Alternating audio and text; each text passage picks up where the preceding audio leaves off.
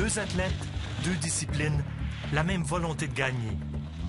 Chacun son entraînement, mais un point commun, le NeuroTracker. Un exercice mental étonnant, loin de la neige et de la glace. À la fois pour augmenter leur niveau d'attention et la vitesse de traitement de l'information visuelle. 1.0. Quand ils s'entraînent sur le NeuroTracker, ils entraînent en fait leur cerveau à interpréter plus vite l'action qui défile devant leurs yeux. 4, 2, 6, 1. Pour comprendre de quoi il s'agit, prenons quelques secondes pour faire un court exercice avec Caroline. Il y a 8 balles, dont 4 sont oranges. Maintenant, sans repère de couleur, elle doit suivre leur déplacement, sans jamais les perdre de vue. À la fin de l'exercice, elle doit pouvoir nommer les balles qu'elle suit depuis le départ. C'est Pierre Beauchamp qui lui a parlé du NeuroTracker. C'est la même chose qu'on va transférer sur la piste. C'est son conseiller en psychologie sportive. Bien, en fait, quand j'ai approché Pierre, moi, je lui avais dit tout de suite, j'ai dit, moi, je suis une fille qui pense bien trop. 8, 3, 2, 7. Bien, on le voit, là, dans l'exercice, je dois suivre 4 balles. Si c'était juste une balle, ce serait pas si pire, mais il y en a 4. Puis parce qu'il y a 4 balles, bien, j'ai pas le choix de vraiment me concentrer sur ce que je fais sans penser à ce que je vais manger pour dîner ou ce que je vais faire après ou bien ce que les gens pensent de moi ou ce que moi-même je pense de ma performance.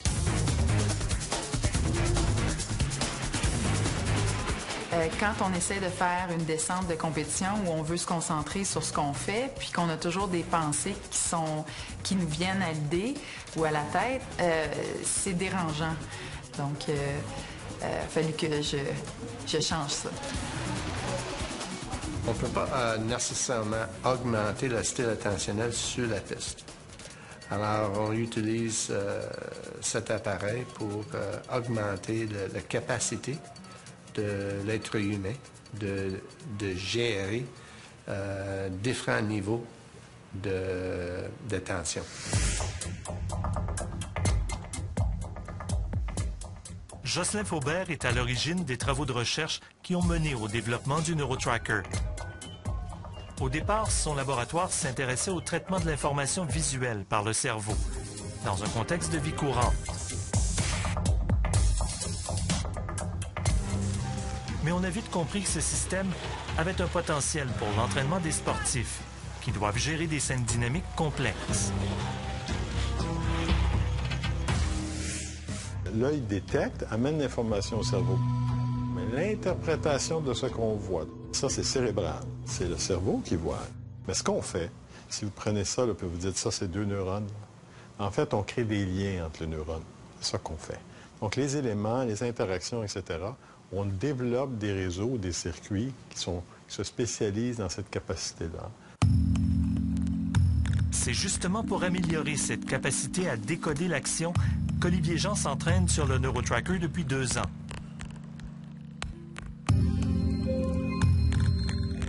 À force d'entraînement, des athlètes comme Olivier Jean vont atteindre des vitesses autrement plus élevées.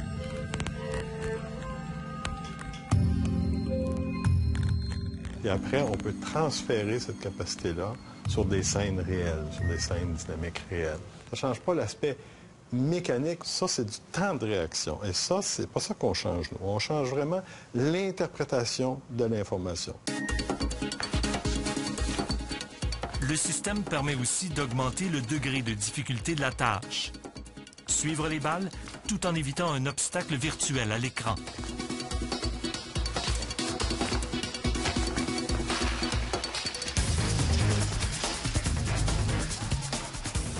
Quand Olivier Jean reprend l'entraînement sur la glace, les balles qu'il suivait sur le NeuroTracker sont remplacées par ses coéquipiers. Dans l'épreuve du relais, par exemple, il y a plusieurs patineurs sur la glace. Il doit être capable de décoder les moindres mouvements du corps de ses coéquipiers ou de ses adversaires. C'est au fil du temps où on se rend compte que j'ai l'impression de pouvoir anticiper ce que les adversaires vont faire. Donc, c'est beaucoup plus facile pour moi de décider à quel endroit je vais dépasser, quand je vais dépasser, puis aussi quand je ne vais pas dépasser, de pouvoir anticiper est-ce que l'adversaire, est-ce qu'il est en perte de vitesse, est-ce qu'il est en accélération. À l'intérieur d'une course, j'ai maintenant l'impression d'être une fraction de seconde sur les adversaires. Dans le cas de Caroline Calvé, elle a aussi appris au fil des événements à mieux gérer ses émotions sur la piste. Le NeuroTracker, je pense, la plus grande réalisation, ça m'a fait réaliser que les émotions, c'est quelque chose que je devais mettre de côté quand je fais des compétitions, quand je suis en entraînement, pour justement être capable de garder le focus sur ce que j'ai à faire, à regarder les portes, regarder les balles. Ça revient à la même chose. En plus d'améliorer la capacité mentale, ce type d'entraînement donne d'une certaine façon une plus grande confiance en ses moyens. C'est pas quelque chose qui est nécessairement applicable à tous les athlètes, mais dans ma tête, moi, ça m'aide beaucoup. Donc, c'est probablement ma priorité, ce genre d'entraînement-là.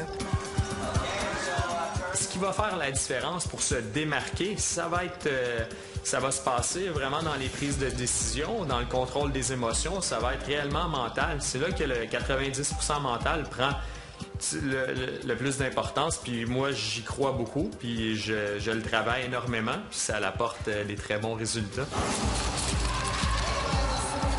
Et les résultats pour l'instant sont prometteurs. En novembre dernier, Olivier Jean est arrivé 3e à Turin durant la Coupe du Monde. En décembre, Caroline Calvé a remporté une première place à la Coupe du Monde de Carezza en Italie. Il reste maintenant Sochi.